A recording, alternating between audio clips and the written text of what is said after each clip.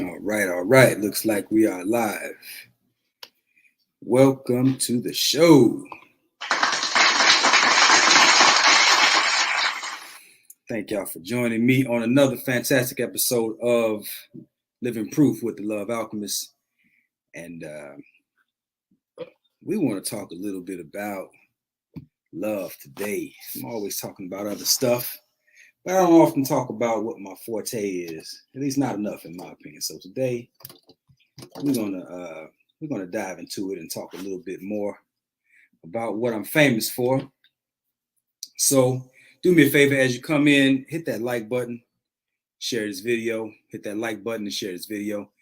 Give me a thumbs up if my mic sounds nice. Let me know if you can hear me or not. My wife bought me this lovely new microphone. I'm testing it out. Still kind of working out the kinks though, so got to get it fine tuned. So y'all let me know if I'm sounding all right. And as you come in, hit that like button, share this video, hit that like button, share this video, invite a friend, and let's have a conversation. Is love a feeling or is it a decision? So as I'm asking you to share, I'm gonna do the same. See my lovely mother. How you doing, Ma? All right, let's see. Let me go ahead and okay, my man Troy says he can hear. I almost feel like I hear kind of an echo. Does it sound like an echo to you, or does it sound all right? Let me see. And I'm gonna share this video. Let me see. All right. So y'all, what say you? Is love a feeling or is it a decision? Troy says no echo. All right. Daniel says no echo. You clear. All right. Excellent. My lovely wife. What's happening, sweetheart? Y'all do me a favor. Answer the question for me, man. What do y'all think about this? Is love a feeling or is it a decision? What do you think? Is love a feeling or is it a decision? That's the $1 million question. I had a brother tell me recently that love is duty. And I hear a lot of people say that love is duty, right? Troy says it's a decision. Troy says it's a decision. It's my lovely wife. All right. My man Troy OG says love is a decision. All right. No argument with that. Man, I got this new iPhone. My phone and got somebody jacked me for my phone. I had to go get a new one. So I'm still kind of trying to work this stuff out. Some kids saying hello to my lovely other half. Daniel says, I think it can be both. I think you can grow to love, but also a feeling. I've experienced both. Yeah, no argument with that either. Somebody said love is duty. What do you think about that? Love is duty. It's not about how you feel. Somebody said it's not about how you feel, but it's a duty. It's an obligation to perform those duties. That's what one of the brothers told me earlier. He really didn't like some of my ideas on love, and so he thought I was a little bit maybe too over the top with it. So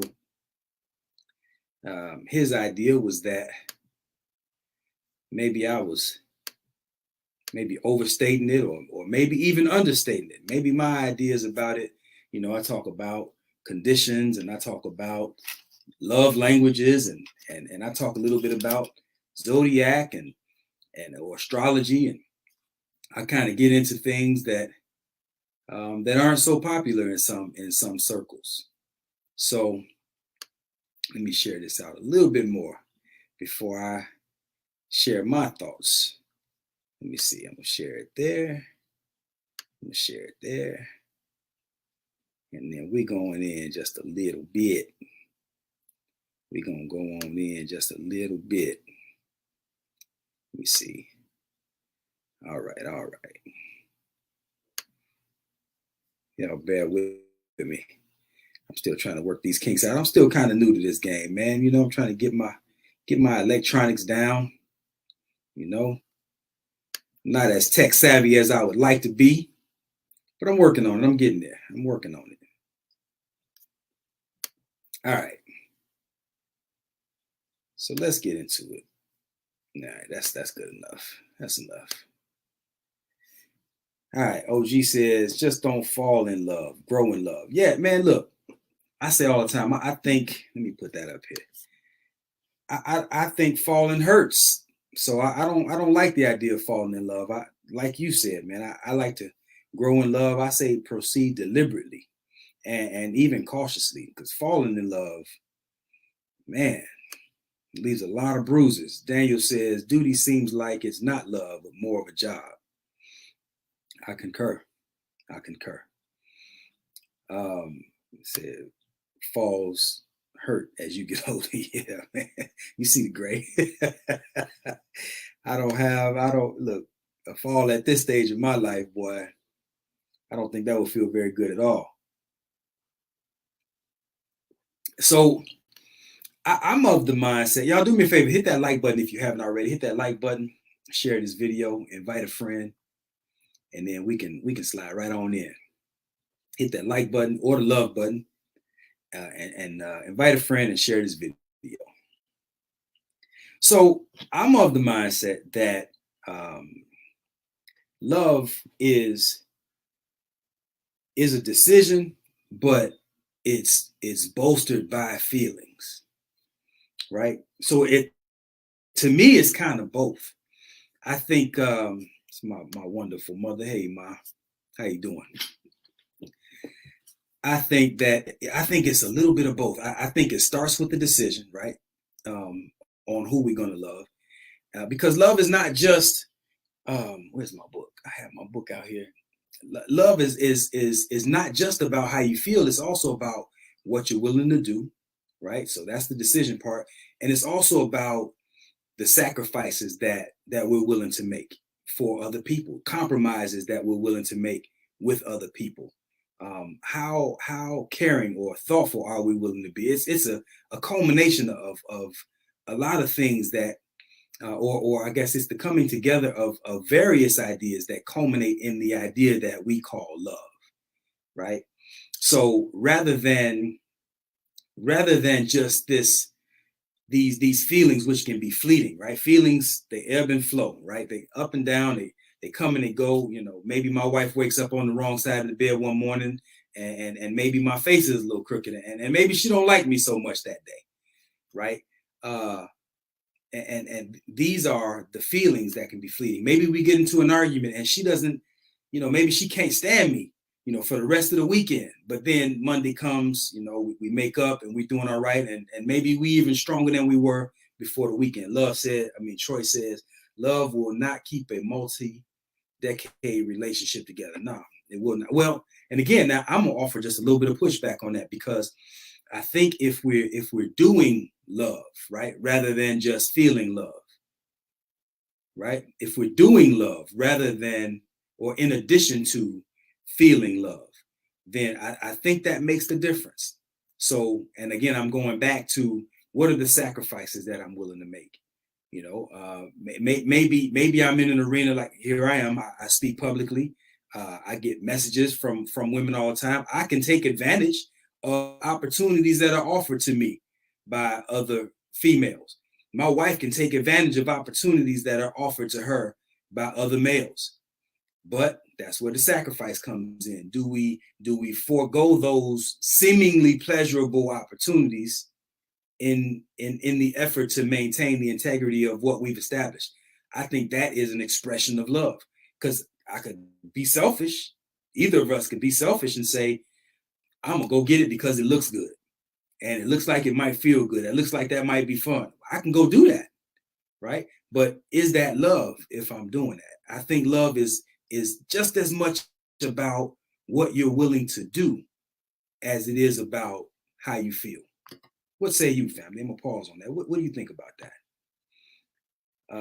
Let's see. Lisa Fuller says it's a word that gets tossed around too much.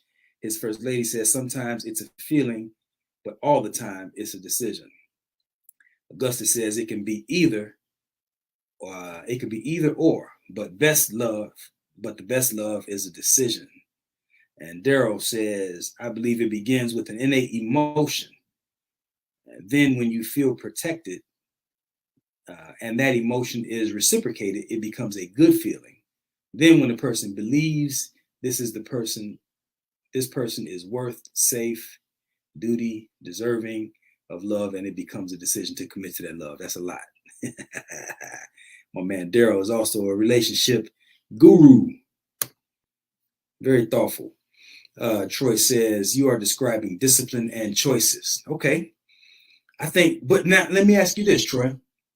Do you think that the decision to discipline ourselves, or I'm going to use your word, the choice to discipline ourselves is also an expression based on love or based on, you said send the link. Send what link, brother? What link?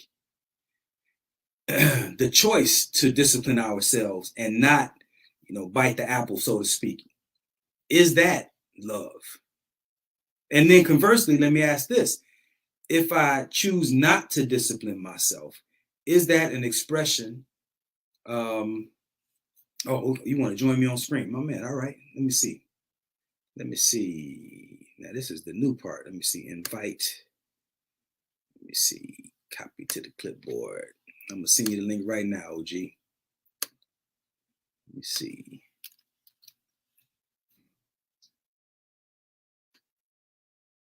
I'm going to send you the link right now, good brother. And my computer want to run slow. Why you playing games with me?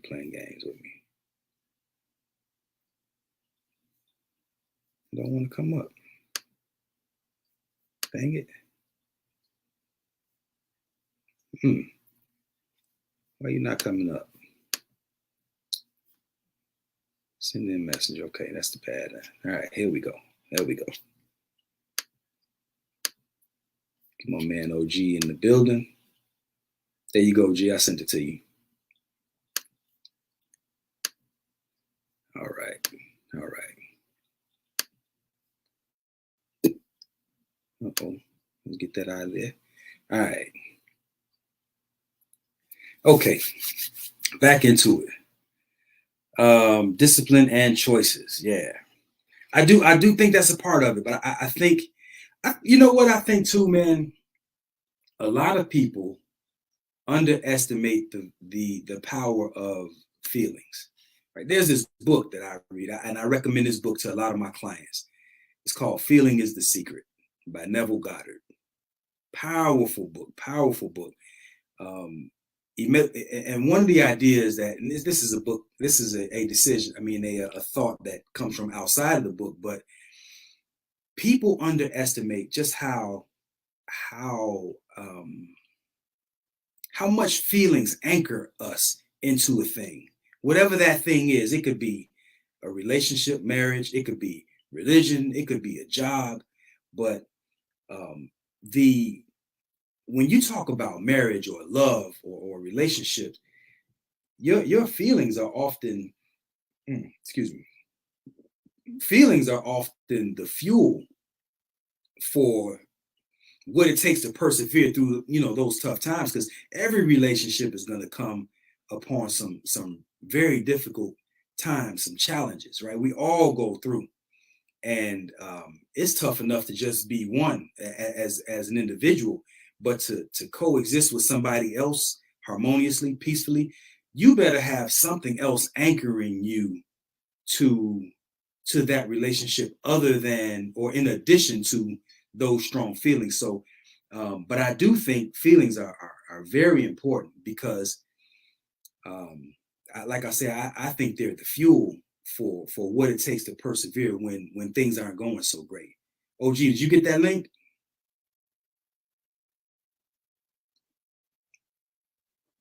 What y'all think about what I'm saying? What you think about what I'm saying? Am I making sense?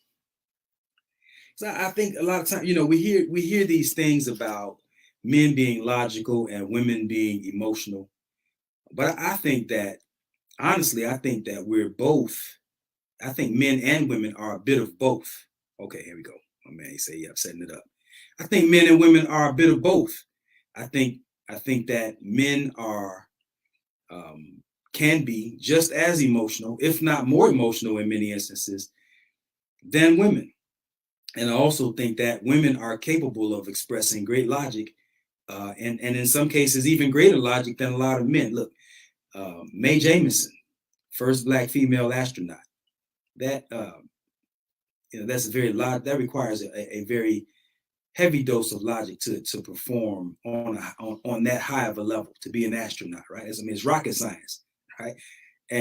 But also what's required to persevere through what it takes to become an astronaut.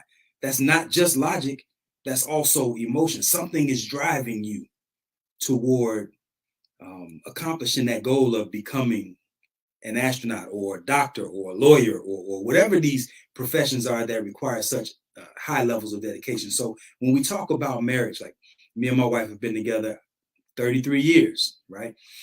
And to arrive at this place of 33 years, and for us to be where we are, like the feeling is good, the vibe is good, we get along real good. But we've been through some mud, family. We've been through some mud. And so in order to get through that mud, in order to come out on the other side of that mud, looking the way we look, that's not always just a logical decision to press forward. There's some emotion fueling that person, that journey, that push.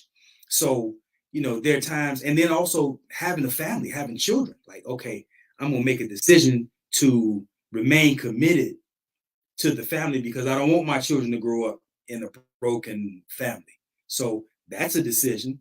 But even that decision is anchored in strong feelings about what a complete family looks like, right? Here's my man OG.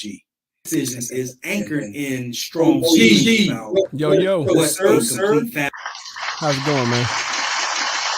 I see you. Yeah. I see you with the production, man.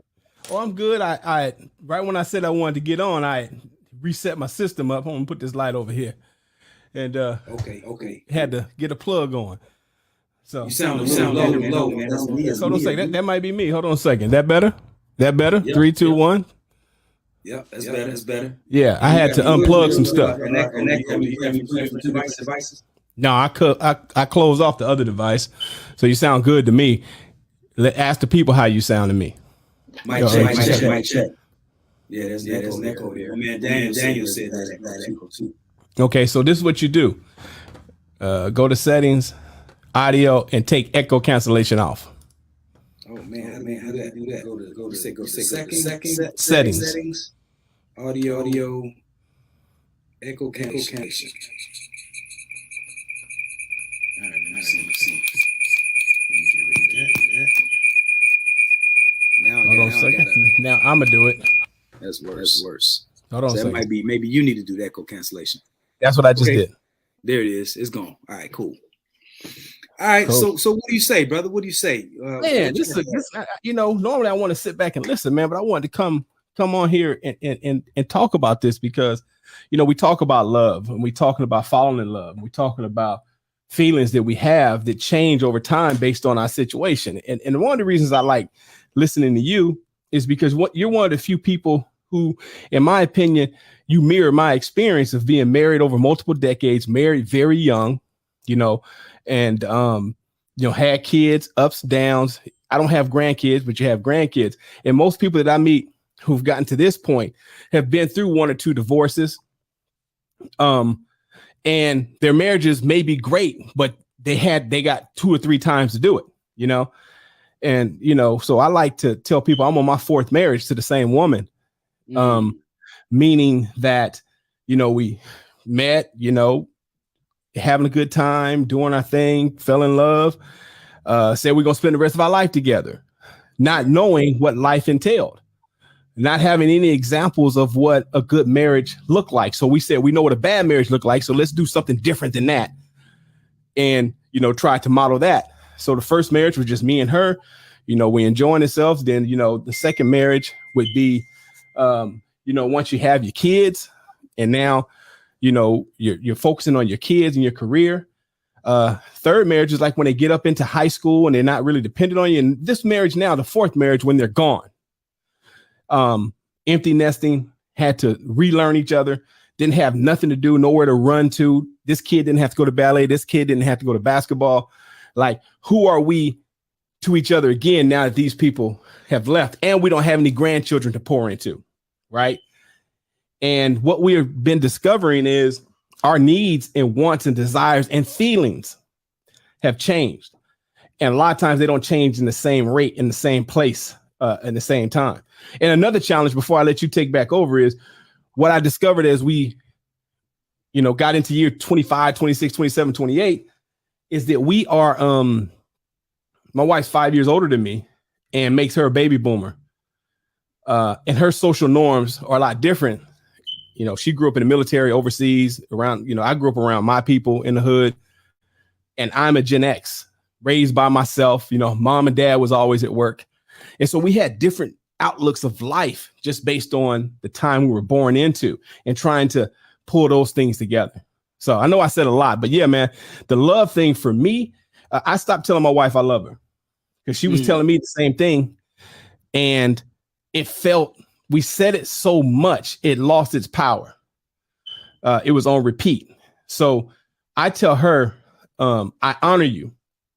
And she tells me, I respect you. Because those are the two things that, my wife is like, listen, don't bring any dishonor home. And that's my thing. I'm not going to bring dishonor among my family. And so when we were talking about earlier, when I wanted to get on the discipline and the choice, I had to make a mind shift early on and say, I can't cheat on my wife. I can only cheat on myself. I only cheat on what I said I was going to do because I can't control a person. She can't control me. I can't control her.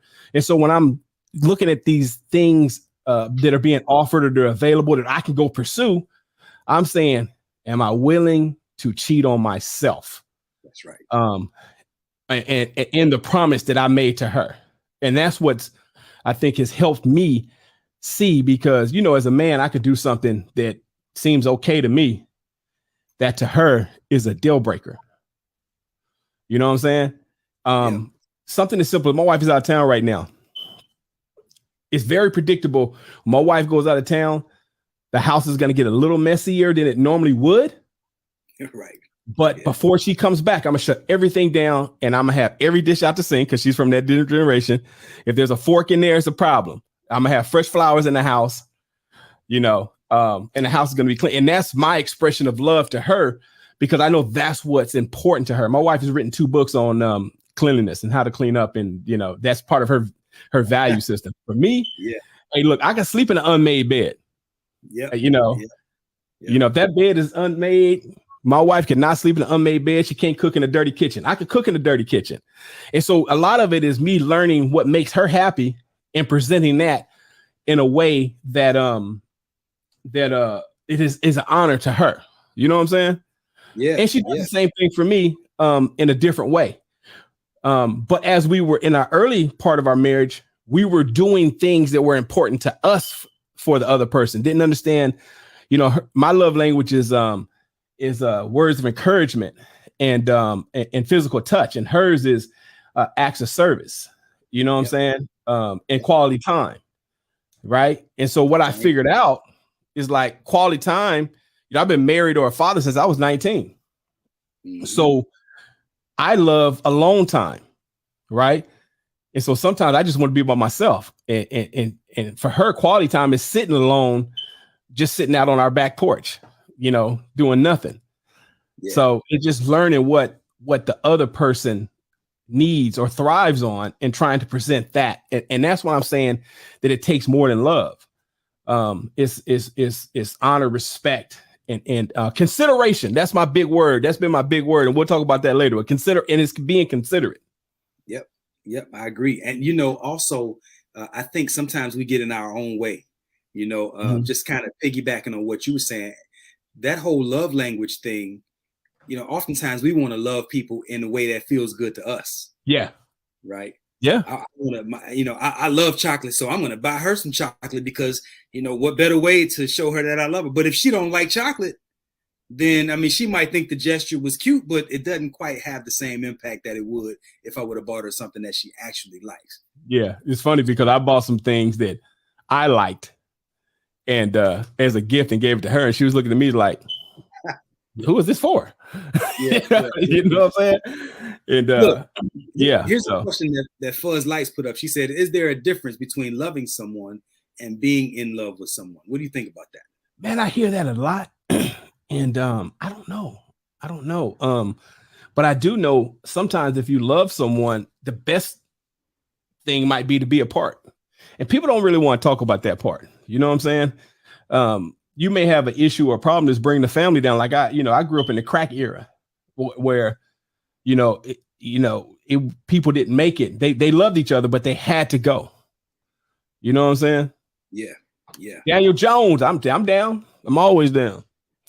So I don't know. Man. I don't know. I hear that like I love you, but I'm not in love with you. And I think it has to be a thing because I hear it a lot and I see it and I get it when I hear it. Yeah. I just one of my favorite Eric Roberson songs talks about not falling out of love at the same time. You know what I'm saying?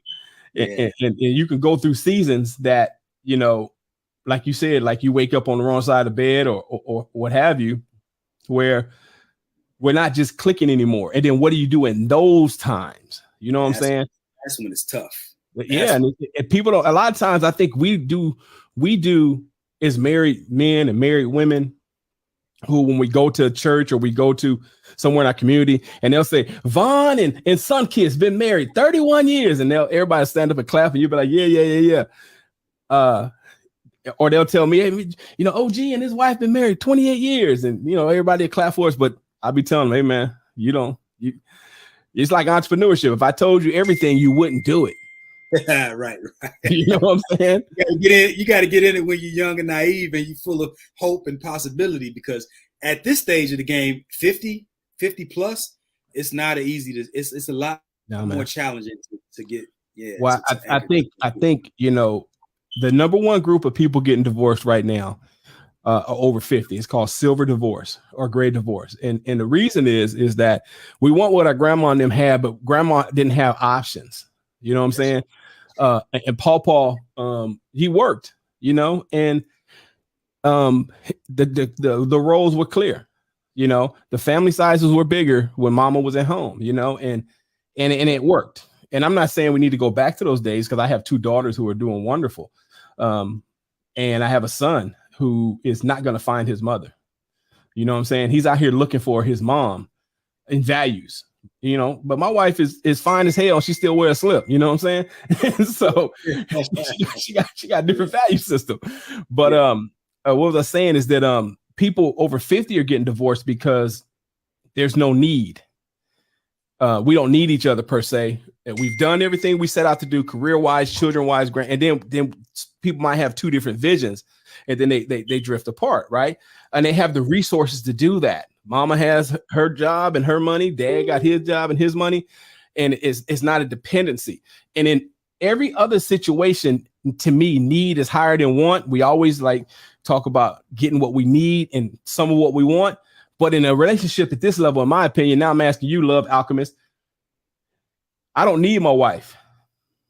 I want her, right? And I feel like that's a higher thing because everything that I need done on a daily basis, I could do by myself. Right. And then I hear a lot of people say, well, you need to stay together right now because when you get old and sick, because I'll be in 10 years, I'll be 64, And I'm like, man, you want to do 50 years of suffering to get 10 years or 5 years of someone taking care of you later on? Like we got to have a different equation for this. You know what I'm saying? Yeah, man. Let me go back to the question. Yeah, who wants to grow old alone, right? But what is old now? What is old now, right? And so I'm 54, right? My wife is 59, and we're relatively healthy compared to the 55-year-old of our ancestors, right? And the funny thing is that a lot of people are, and I don't want to say wasting, a lot of people are planning their lives in their 30s and their 40s and maybe their 50s to have somebody at 75. Right. And I'm saying, hey, we gotta work good in every season, or we should be able to work good in every season that we're in, even this new one. And the bonus is we grow old together. You know, we start taking each other to doctor's appointments and stuff. Right. Wearing each other's reading glasses. Yeah. Because I'm sure, how old are you, Vaughn? I just turned 50 last week. Okay, so at 50, just think back to your grandfather. Your grandfather's 50. They wore their body down with physical labor. That's right. Right. And so that's when they started really, like, there's a dude, man, who walks by my house. He's 55. He went blind last year. And every time I see him, he asks me, can he work to get some money? Because his value, his life value is on what he did, what he does, his labor. And black labor right now is overrated. There's no need for a 55-year-old man who all he can do is push a lawnmower, but now he can't see.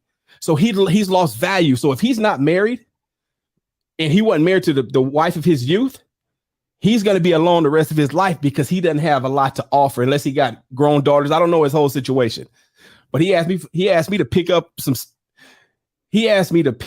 trash, a blind man who walks 2 blocks with no stick. And I told him, hey man, I'm gonna give you this $6. He asked me for $6. He's like, no, man, I want to earn it, man. I was like, look, man, I'm giving it. This is my humanity. You my neighbor. You in need. Let's do it. But society sees him or sees black men, a lot of us, for what we can provide. And people will fall in love with people who provide for them and provide security. But what about me?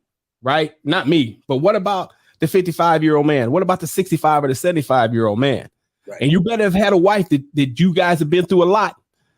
So I think that's a dated message about growing old, because, you know, in those kind of marriages, it was a roller coaster, man. And brothers be having, 2 and 3 families. And, by the time he slowed down at 50, their mama is, like, okay, he finally done slowed down. And now she cussing out Earl in the back. Shut up, Earl. I don't want that. Look, I'm gonna answer this question that Fuzz Lights asked earlier about the difference.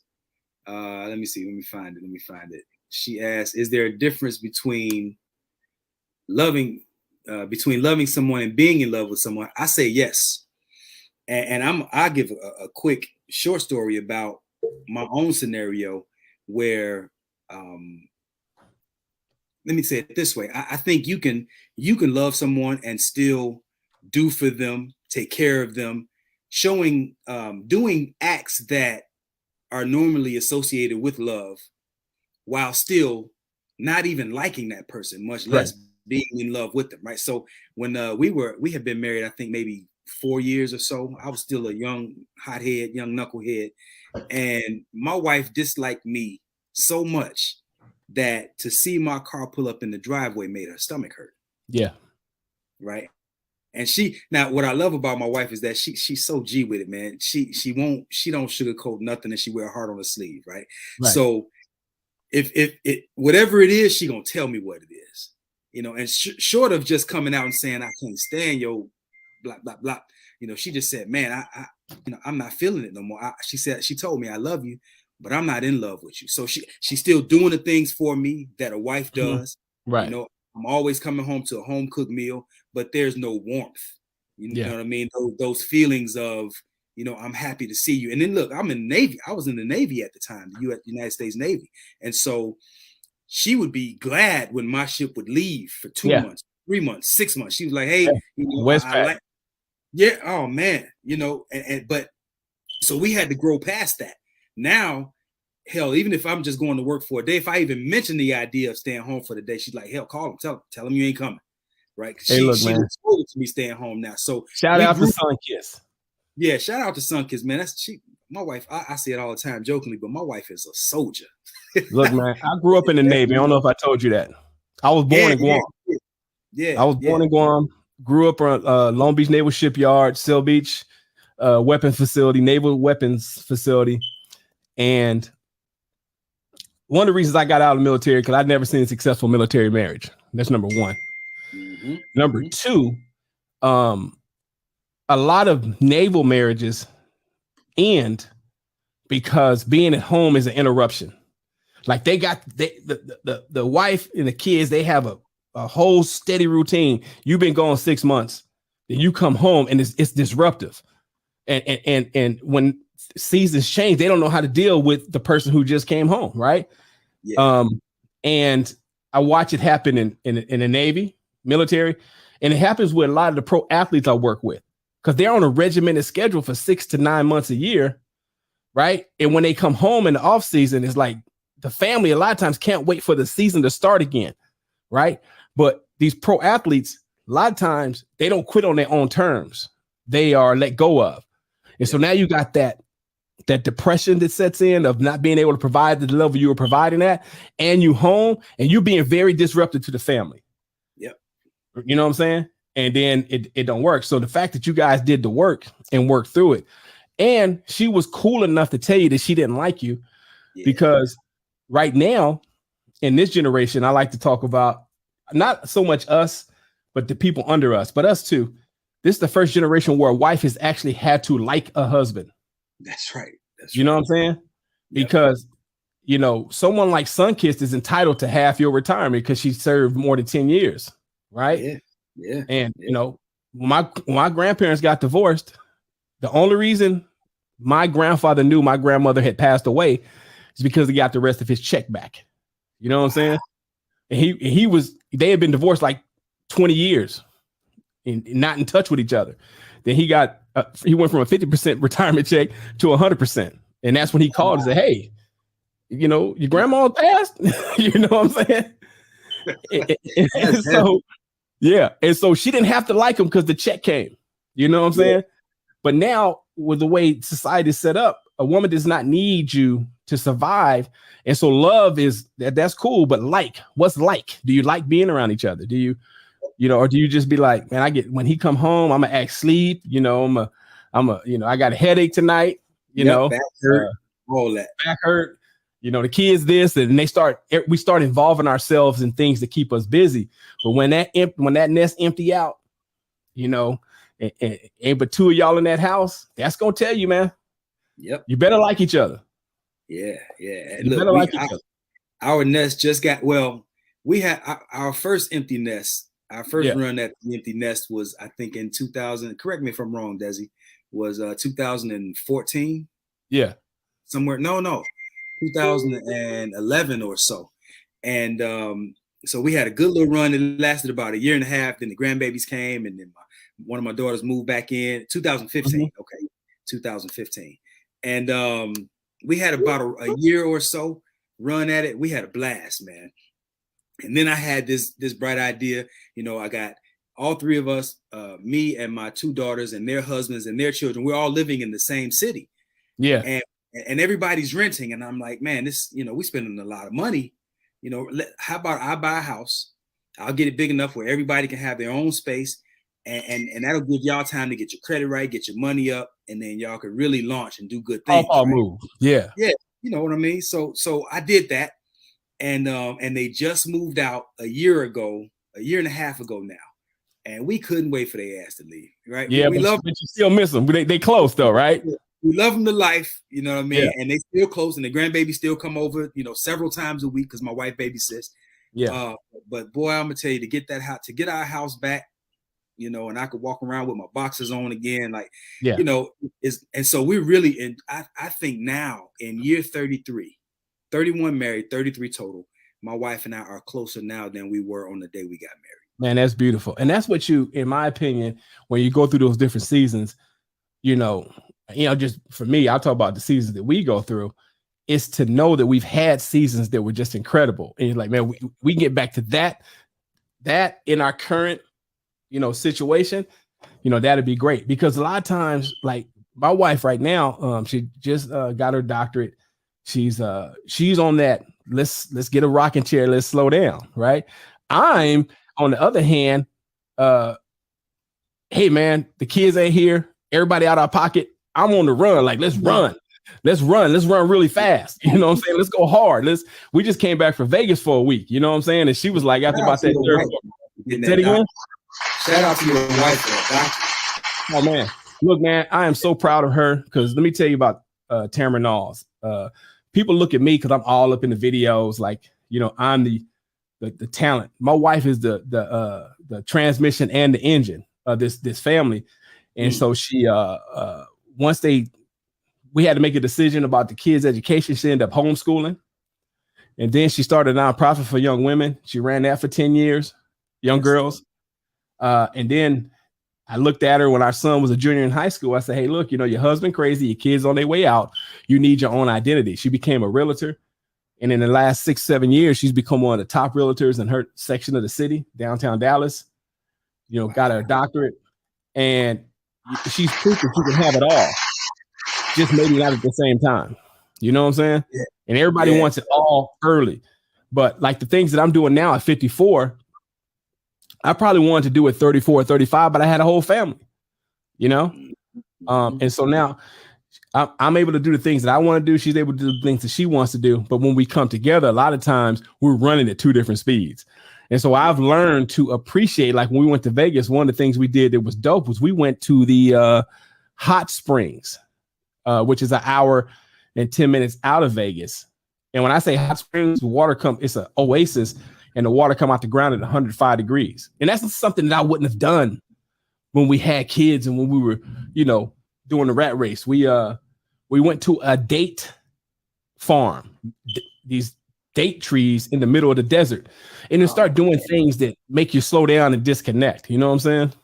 Yeah, I love the way that sounds too, man.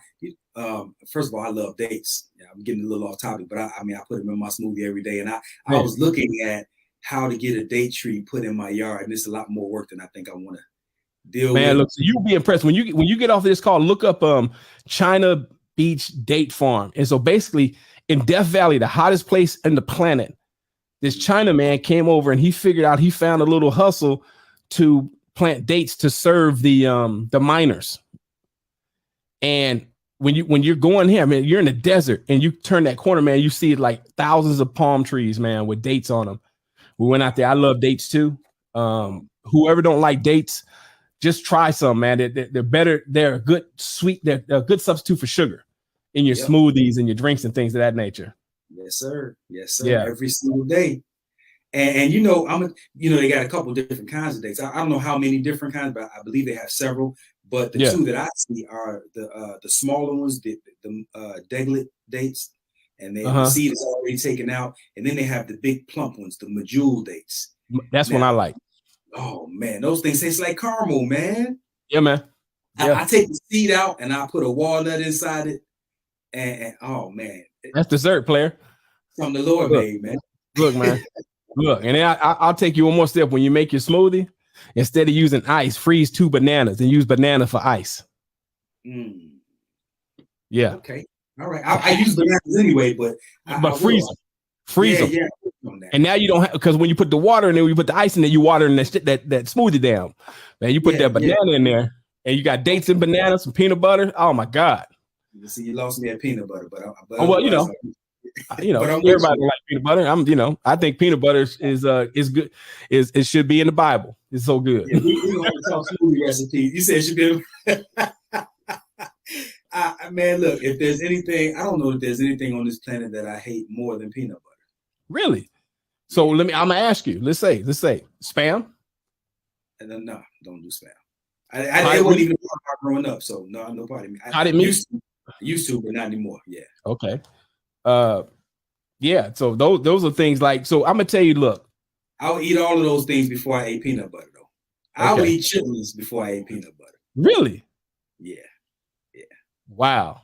I'm not. Yeah. No. I'm gonna tell you though. Between, like you said, dates.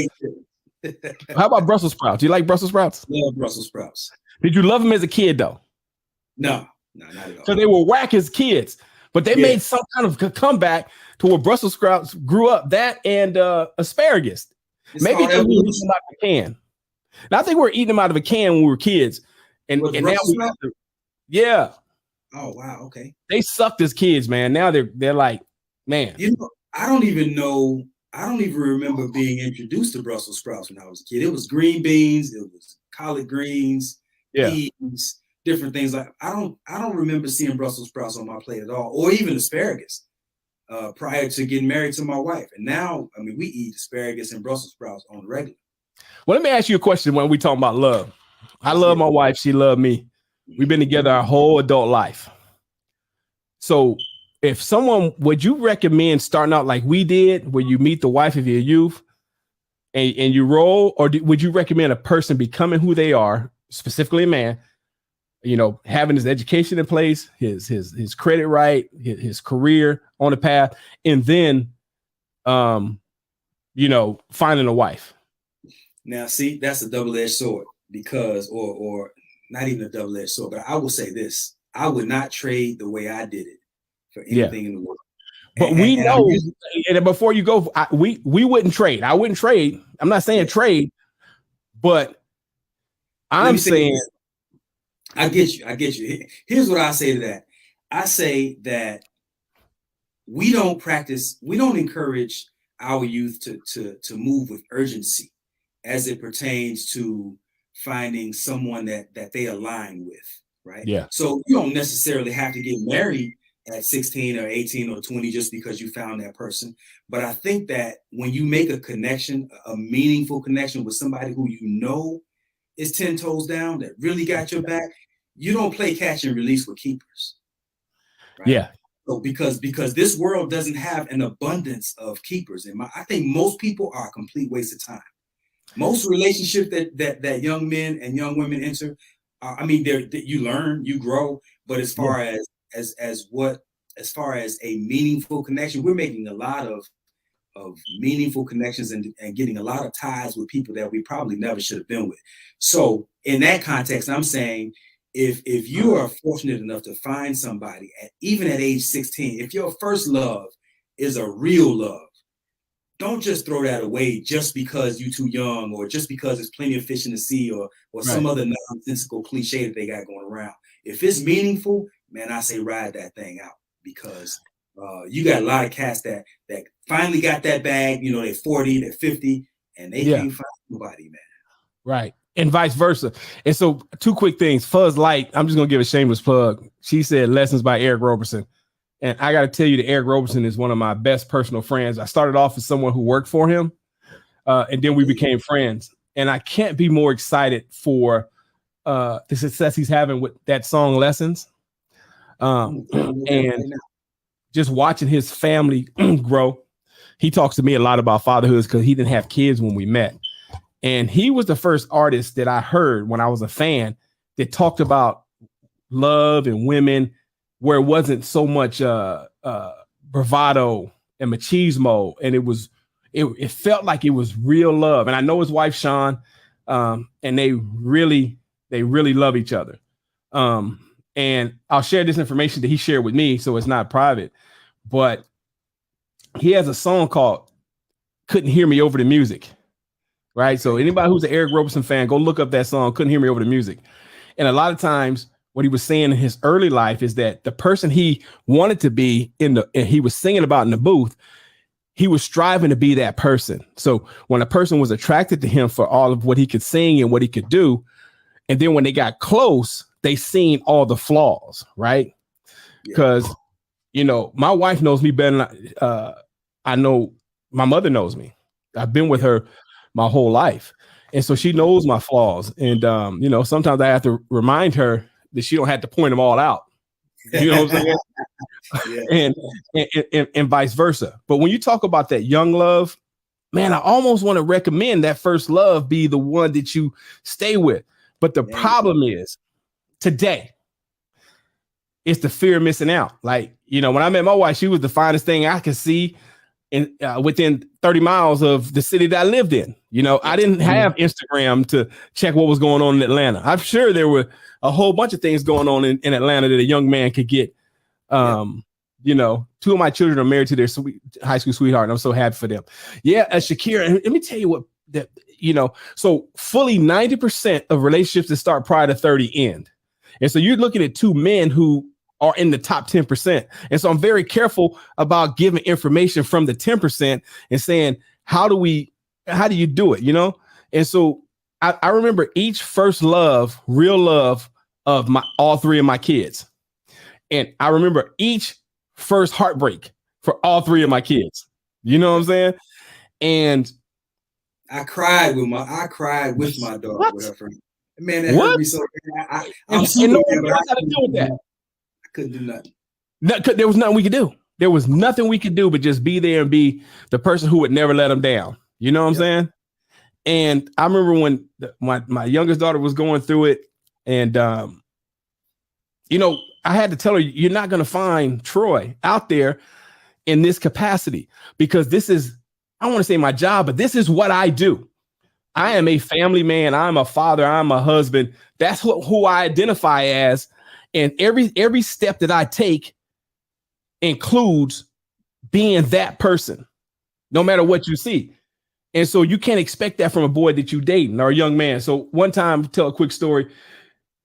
She was in Austin visiting him. It was three hours from here. Her car broke down. She had to be back to work in 6 hours. Well, you know, he didn't know what to do.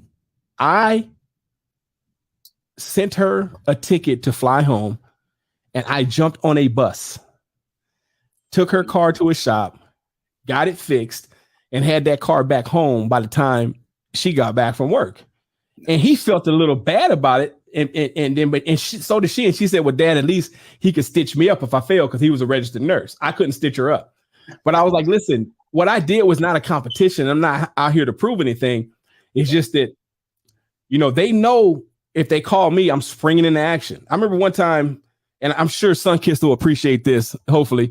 My wife was mad at me for something. I don't know. I stayed in the doghouse in years like 10 through 15. I don't know what it was. And I know what it was. I chose a career that had me out late at night a lot. Video producer. I was doing a lot of production in clubs. I don't do production in clubs no more. She wasn't speaking to me. I forgot what it was. And she had a flat. And she texted me and told me she had a flat in the part of town, wherever she was. And I went, fixed that flat, tapped the car on the back. She pulled off. I got in the car and I left too. Right. So I took all the emotion out of it. She knew, even though she was mad at me, I was going to do my husband thing. You know what I'm saying? The time she was mad at me, dinner still appeared on the plate. All her duties, whatever her duties were there. And so we have these fights, these quiet fights where we have to play fair. It's like the Geneva Convention. If you don't know what the Geneva Convention is, it's the prisoner of war. You got to feed your prisoners. You got to do these things. And then other than that, after the war, it's a war crime. They come to get you. That's what happened in Germany. Right. That's right. And so you see these American troops doing things like they peed on a guy, and he went to jail for peeing on a prisoner of war because it was against the rules. Now you can kill somebody. So I said all that to say we had these little tussles, but we don't come outside of who we are. So if she's not speaking to me, that don't mean I just go hang out and drinking with my buddies or doing something that's outside of who I am or who I profess to be, or that I know will lead me down a road. You know, a lot of times the preachers be talking about they were delivered from drinking and smoking and clubbing and womenizing. And I don't identify with that because I did none of that. Yeah. You know what I'm saying? I did none of that. So that ain't my testimony, right? But what I will do is I will shut down. You know what I'm saying? And I will go sit in the bookstore for 8 hours, or I will just do things that are not healthy for something that a person you're supposed to be communicating with. I said all that to say is that when you talk about love, you know, love is, you so emotional. I fall in love and, you know, flowers and blah, blah, blah. But if you ain't speaking to me, love ain't going to send me out there to change your tire. But the honor, like Shakira said, the honor and respect will have me out there. You know what I'm saying? Mm-hmm. So you don't think that, see, because I'm going to push back on that a little bit, because I think that I expected you to. Yeah, I think that just because you might be pissed at each other doesn't mean that you don't still want the best for that person, or the flip side, that you all of a sudden now you want something, or that you don't care if something bad happens to that person. Oh, right? No, we on point. We on point, but you got to be talking to someone. Like, say if you call you ain't talked to your homie in a month, and then you have a flat, you ain't calling him. You know what I'm saying? Right. Your brother, shoot, your uncle. I'm saying that even in her, whatever she was mad about, she knew she was in danger, and she knew who to call, right? And I wasn't gonna say, "Oh, now you're speaking." You know what I'm saying? Now you're speaking because you can't get out there and change that tire on the freeway. You know what I'm saying? I'm saying love. I'm saying I think that part of what brought you out there, maybe even in addition to the respect and honor, and you use the words respect and honor rather than love. And so maybe we're playing semantics. Maybe they're interchangeable. You know what, Vaughn? It could be, right? Like I said, the reason why I don't traffic in the love part as much, I feel you. Is because when you use something that becomes so common, it loses its power. And so if I say it, like if I call my wife a bitch, I would be wrong, and she would know that it's something other than whatever it was, right? Because that's not a word that comes out my mouth, right? Yeah. You know what I'm saying? It's kind of like, and I'm almost ashamed to say this, but I'm assuming your whole audiences look like me, or most of them, and I don't care what other people think, but I use the N word religiously. All right. Religiously. I use it as a verb, a predicate, and I could put the emphasis on one part of it, and people know what I'm talking about. And I can say it like I'm celebrating. I can say it like that's crazy, and people in my space understand the inflection. Right. But if someone else says it who don't look like me, it's a problem. You know what I'm saying? It's a problem. And so we got to stop saying words don't have power, because they do, right? And so I'm not against love. I don't want to sound like I am, but when I want to express how I feel about the person I've been with for the last 31 years, for me, the word that I use every day for my kids, or, I love this song. Oh, I love cold dates. I'm using it so many other places that doesn't have the same impact for me when I use it for my wife. And I think resonance is important, right? So whatever whatever resonates with you is really important. So if you replace the word love with honor, if that's what resonates with you, I say rock with that. Yeah. I don't think there's anything wrong, especially if your wife receives it the way that you intended for her to receive it. If whatever works. So 33 years in the game, when I tell my wife I love her, she still smiles like she gets She gets the sun kissed. She starts still getting sun kissed. Yeah, she still get girly and giggly and all of that. So and I feel good saying it. So right now it still works for us. But maybe I don't know. At some stage of the game, I might flip it. Who knows? I mean, but right now it works, and we say it. We say it a lot.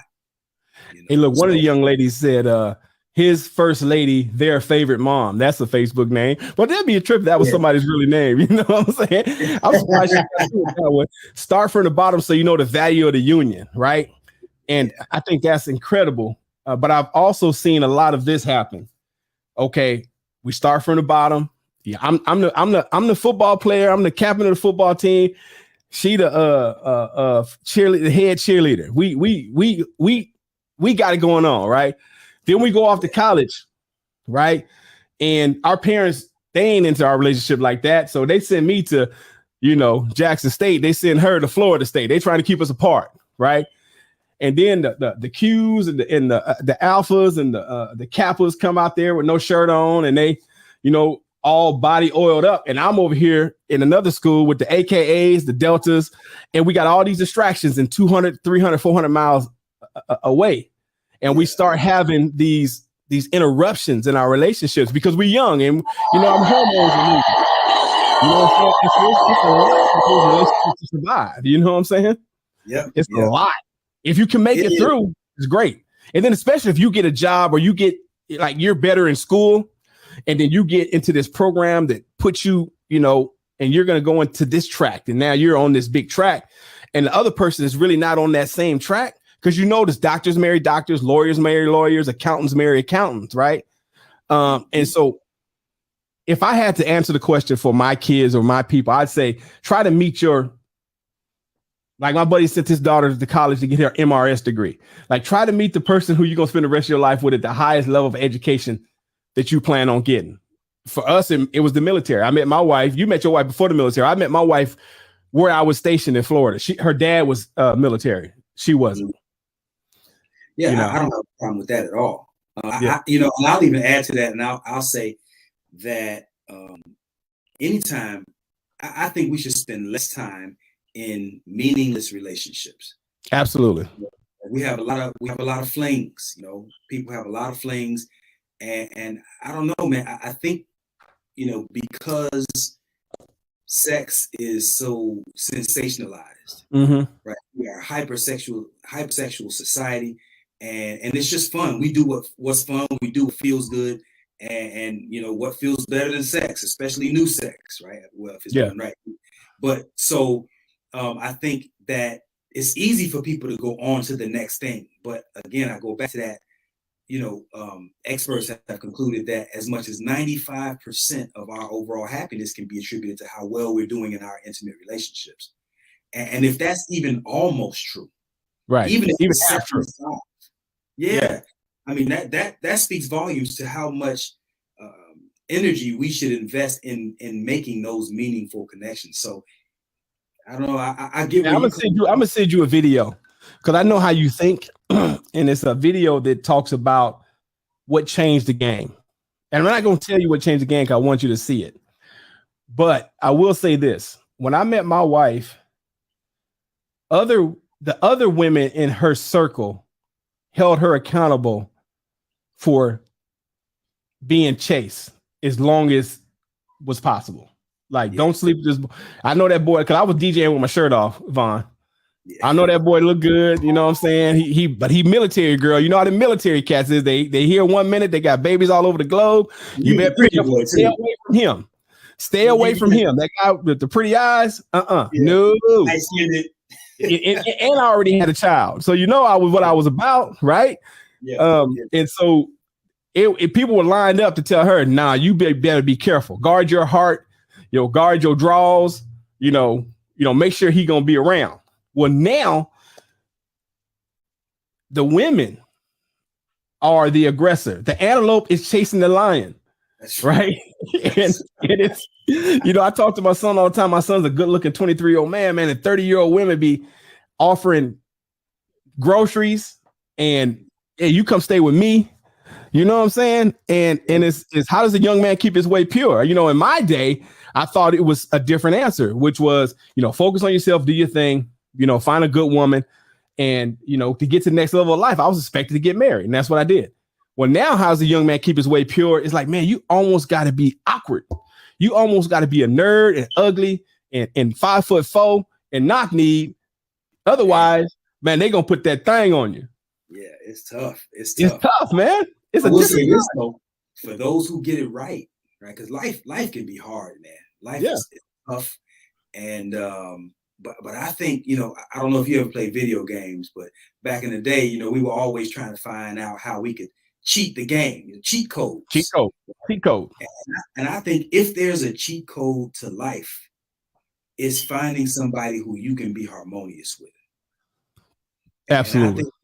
And I think the earlier stage that you're able to do that, especially if both of y'all are serious and focused, if you're both serious and focused, that's the cheat code, man. And I don't think. Yes, man. I'm gonna do the Vaughn thing. I'm gonna push back on you. Go ahead. I'm gonna push back. That's my Vaughn. I'm gonna push back. That's my way of saying I agree, but I'm gonna introduce a little bit more information. The most successful marriages that I know of, strangely enough, are people who are same-sex couples, and probably because they have a lot of things they deal with, which is weird, right? But once they decide to get married, they got to fight to get married, right? And once they do it, they, pretty good. But my homies, I learned the most information about marriage, about staying married from my divorced friends. And they always tell me, man, stay with your first wife. She know you better than anything. But they find their most success in marriage on that second and that third marriage. Okay. But the second one is normally a rebound because they used to being married. That third one, they know what they will do, what they won't do. They know themselves at a intimate level. And like one guy I'm thinking about, I ain't gonna say his name, his wife had a bad husband. So when she seen him who wanted to be a husband, she knew, oh, this is what a good husband looks like. Mm-hmm. And they've been married 6 or 7 years, and they both are really enjoying. She had 2 little kids. His kids was grown. and he stepped in, and man, they are a wonderful couple because they had all their failures. But they all say, man, you should have stayed with their first wife though. Yeah, statistically, the chances of getting divorced increase as you go to your second and third marriage, right? Yeah. But to your point though, I think so much of it comes down to what fuels us, right? And that's what that's where the feelings come in. Is love a decision or is love a feeling? And I'm thinking, when I was growing up without my father. Yeah. And I'm telling you, we talked about this before. I'll repeat for the people who haven't heard it. There was nothing more painful in my life than growing up without my father, right? And just to re-quote that Jay-Z lyric, now my mama couldn't reach me, and the teachers couldn't reach me, and my mama couldn't beat me hard enough to match the pain of my pops not seeing me, right? Yep. And I'm a walking manifestation of that verse, right? That lyric. And so when my wife got pregnant when I was 16, and I knew instantly, once she told me she was pregnant, boom, it clicked in my mind, that's my wife. Because I refused to allow my child to feel what I felt with my father not being there. Now that's the decision, but that decision to marry her was fueled by the pain that I felt by not having my father. So it's also emotion, right? So, and that's also what pushed me to, what drove me to push beyond those hard times. And if I want to keep it a stack, I mean, my wife never really gave me a real hard time except for, in the resistance to my foolishness, right? So she watched you grow up, right? Yeah. And a lot of times the people who remember that you peed in the bed, a lot of times you got to get away from them people. I'm not saying get away from your wife, but you know what I'm saying? And so, but I ask you this, I grew up with my father, right? Yeah. But my father was born in 39 or something like that. He's 80, whatever, 80 years old, 40. He was born in 41. So he'd be 81 this year. Wow. Congrats. I did everything in my power not to be like my father because my father was socially disconnected. I mean, disconnected from me emotionally. I'm sorry, not socially, emotionally disconnected. Right. Gotcha. And so I couldn't stand my father growing up. It wasn't until I hit maybe 30 and I understand what he was going through, what he went through, Jim Crow South, almost being lynched at 15, that I humanized him.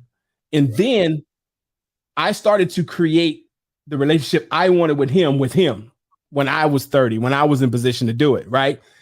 And so I wonder how often we make decisions based on lack or trauma. And, what examples are we setting for our children? Are they looking at our strengths or our weaknesses as they make decisions going forward? Right. I was just listening to a video about poor people versus middle class people versus rich people. And, for blacks, we always think a good education is going to get you where you need to go. Right.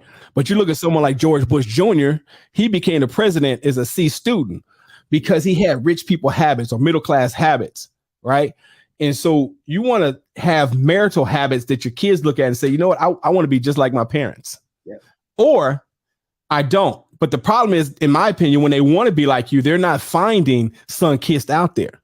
Right. They're not finding a woman like that who will grow up with a man who will, she had to grow up too, right? And love through certain things. Following your, what'd you say? I said she was grown when I met her. She was 12, but she was grown when she ain't changed since then. But but like the things that, like, for a woman, man, shout out to Sunkissed, to follow your idea of moving all the in-laws and the kids and the grandkids into a house. You know what I'm saying? That's not a normal thing in our community. We watch other communities execute it with precision, right? Yeah. And for her to come along, whether she agreed or not, to fall into your headship or your leadership, right? And for you to take that risk for it not to work, because it could have went horribly bad. You know what I'm saying? Right. And a lot of times in our communities, and I'm just gonna keep it a buck, is we are a matriarchal community. Our mothers and our grand, like, when I go to my mama's house, my daddy lived there. My daddy been there since they got married in 68. But where we going? To grandma's house. Right. You know what I'm saying? We know what our community is about, mom. and mothers do a lot, and mothers are the backbone of our communities. We've had these conversations, and so a lot of times they have not seen examples that they can follow, leadership that they can follow. And I can just imagine meeting you at 16, and then you saying, "Look, I'm a leader," and then doing all the dumb shit you was doing as a young man that we do as we grow. And she had a front row seat to it, and to be able to still work through that herself, right?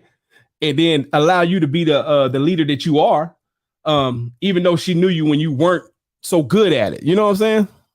Right. So shout out to Sunkist again. Yeah, man, she needs an award for all that, because I would not have wanted. Yeah, I would not have wanted to trade places with her. Right. Yeah. Right. So, yeah.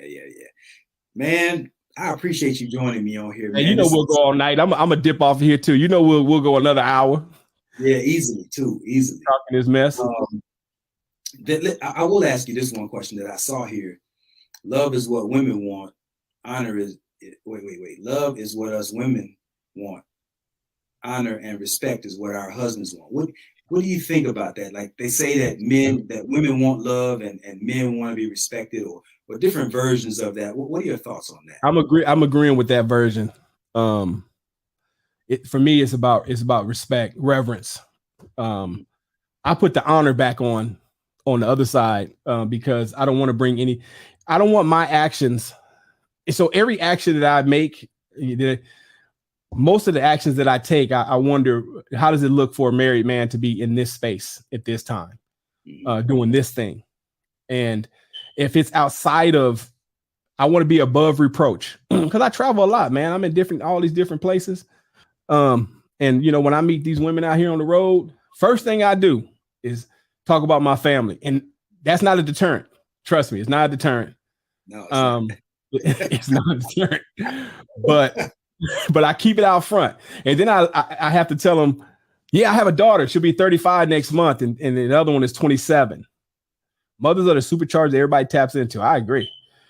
And so, because I say that because I have young girls coming after me too, right?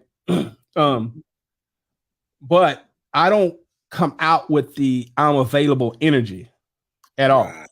You know what I'm saying?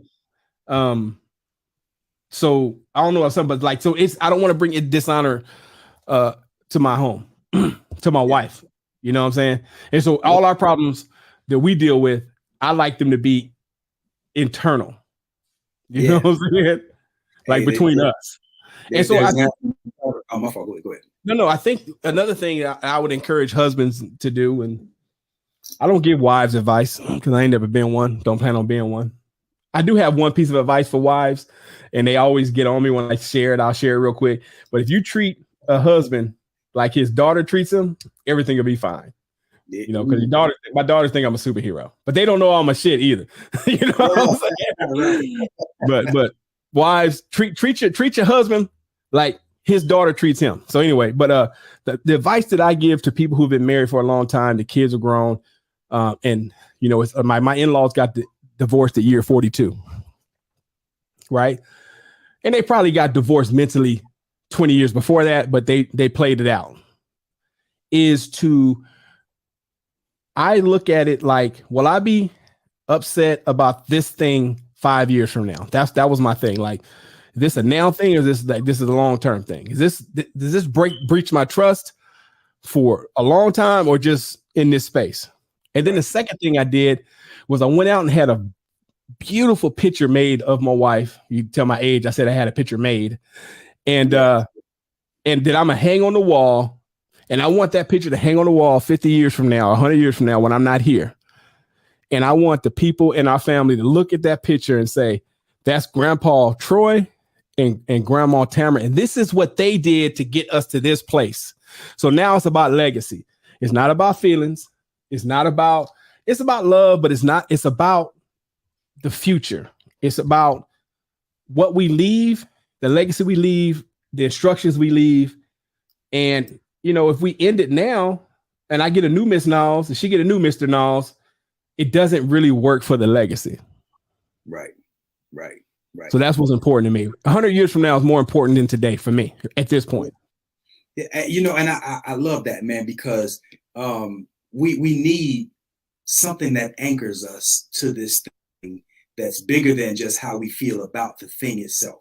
Yeah. Right? So there's something more. Like, I love the way that my grandchildren, like right now, they're at that stage where they might see me kiss my wife and they be like, ugh, you know. And I tease my grandsons about, yeah, one day you're gonna have a wife, boy. They're like, I'm no, jealous, man. you know, yeah, I I'm love jealous. it. I'm jealous. And our daughters are like, my oldest daughter's like, she don't want no kids. And my youngest daughter, like, I ain't let nobody mess up my body right now. And I like $8 juices. So we waiting on my son. But I would love to have a few grandchildren, man. Love, love, love. I got cousins who are 3 years younger. They got 10, 11, 12 grandkids. And I don't know if that's because, look, I don't have no son-in-laws, no daughter-in-laws either. Now, they ain't got a whole bunch of son-in-laws and daughter-in-laws, right? So we having 10 baby showers every one bridal shower, right? So I still want a son-in-law before I want a grandchild. So I'm gonna stop saying I want a grandchild. I'm gonna say I want a son-in-law. We're gonna keep going in order. You know? Definitely. You know, I have two things that I like to tell couples, man. One, pick your battles. Everything ain't worth fighting over. You know, and sometimes we can allow some of the most meaningless and petty things to spiral out of control. I used to, and I still kind of have this bad habit, man. I'm terrible with closing cabinets. I get what I'm gonna get out of the cabinet, and there's something in my brain that will not let me close cabinets.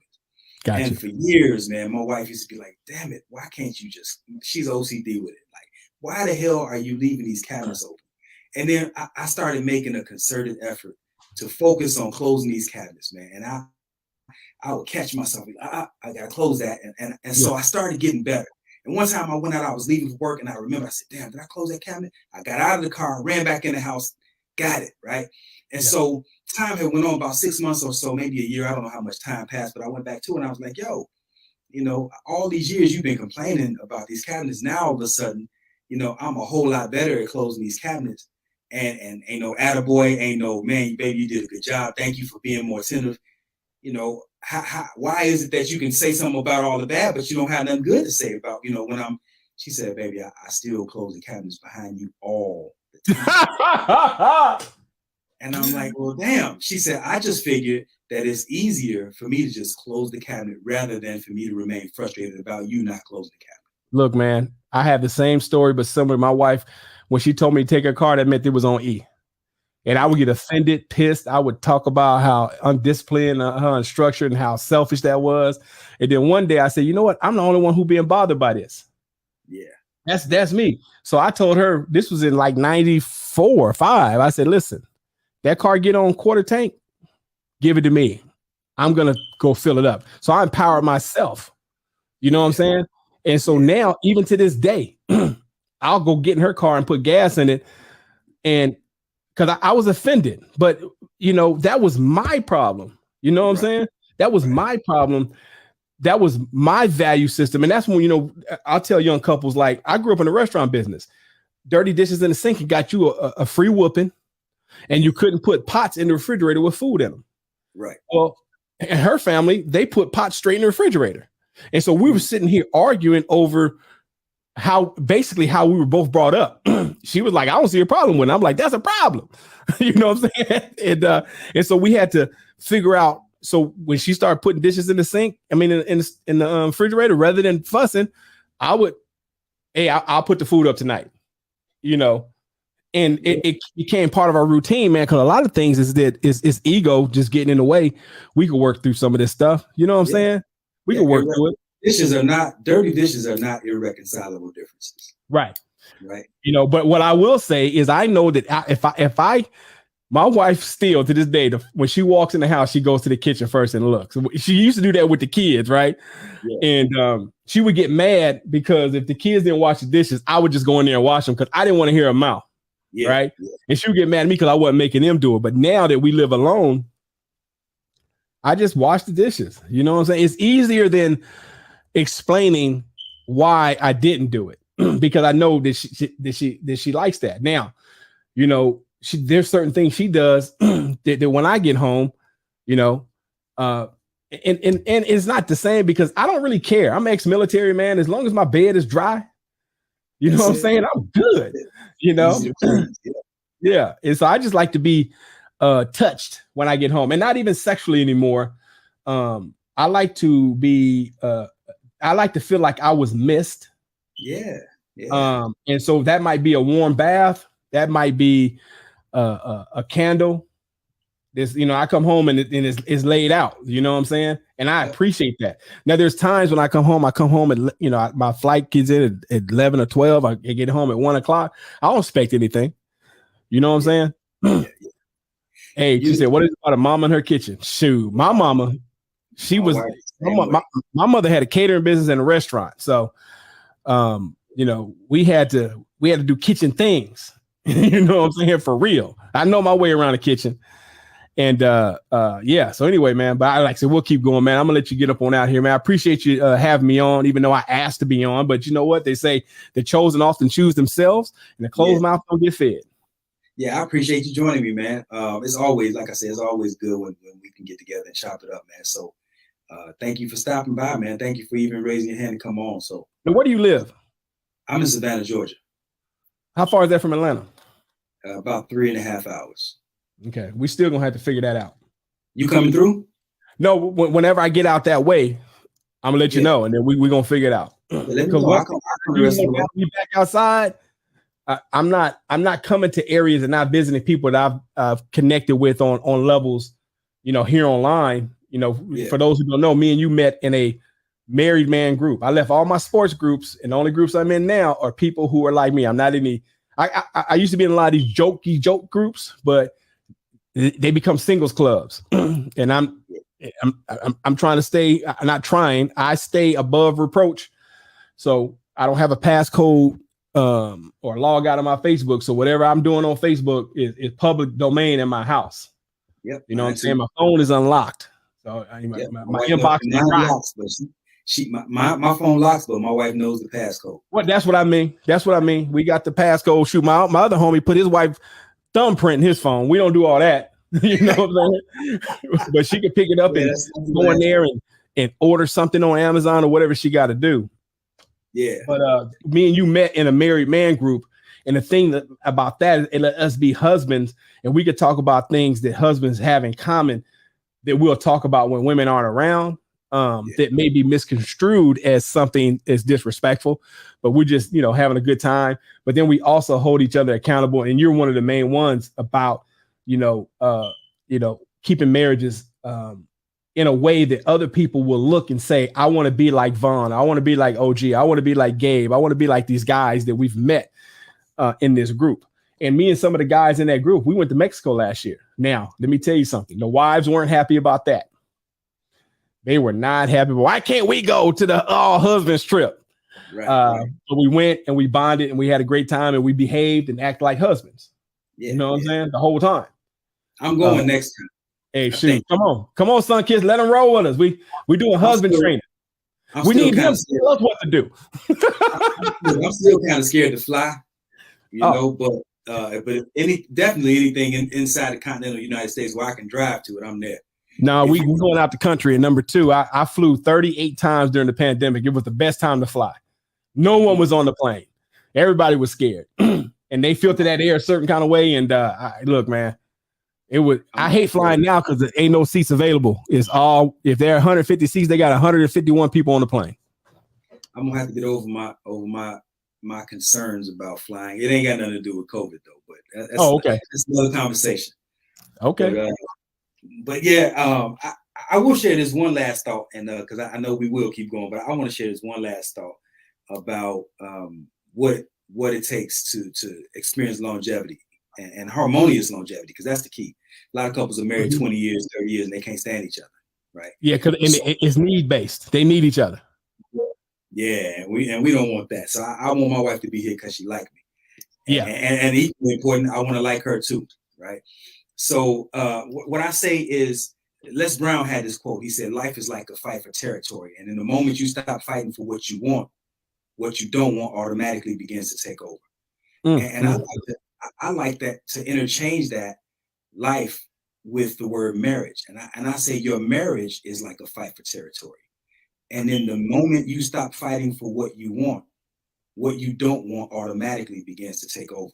And so no matter how long you've been married, you can never afford to put your marriage on autopilot. Right. It's never just smooth sailing from here on out and it's going to be all right regardless. No, you have to pay attention to the different things that it took to get you to the point that you're at. So you got to keep fighting for what you want. That means if you want more excitement in your bedroom, or if you want more fun, laughter, even outside of the bedroom, going on dates, whatever it takes to kind of keep that thing lit, man, you got to be purposeful about doing it, because in the moment you put your marriage on autopilot, you're going in reverse. Yeah, man. And there's more risk now than it's ever been. Statistics say, like the number one, like I said, the number one group is over 50. That's us.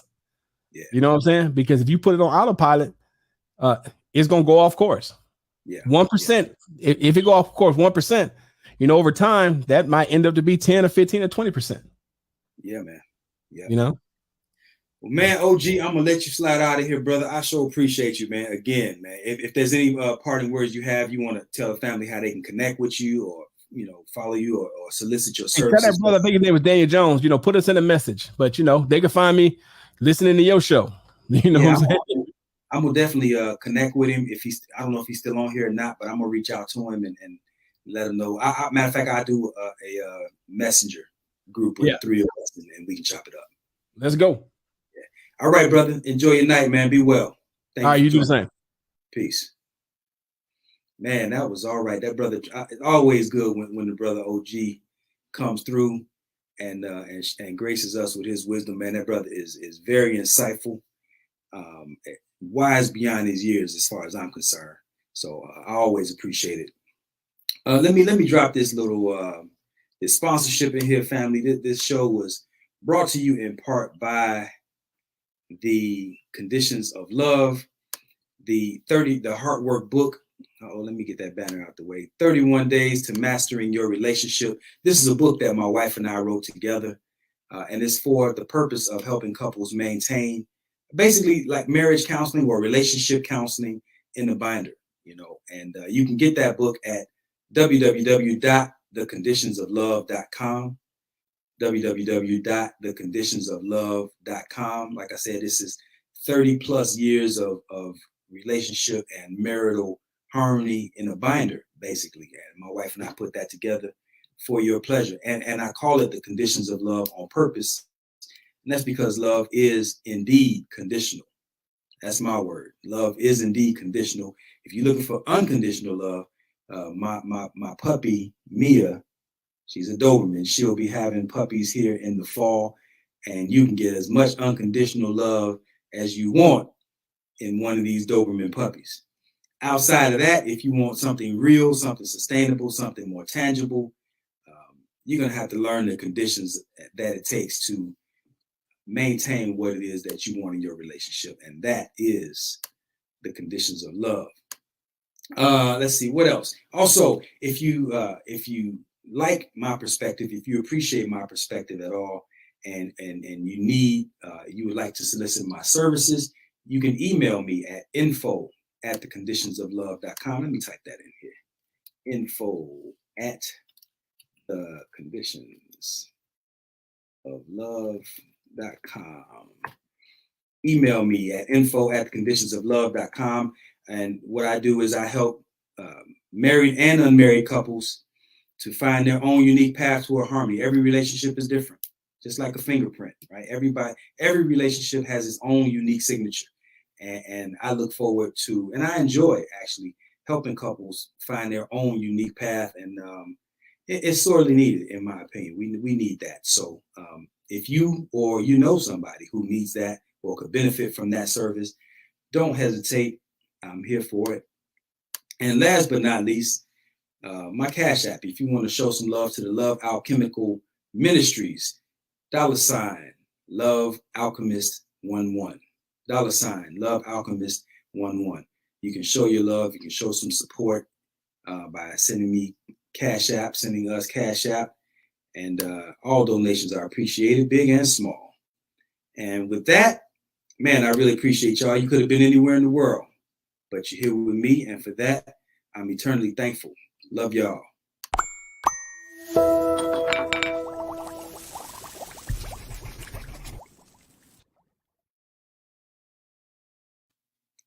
Peace, family.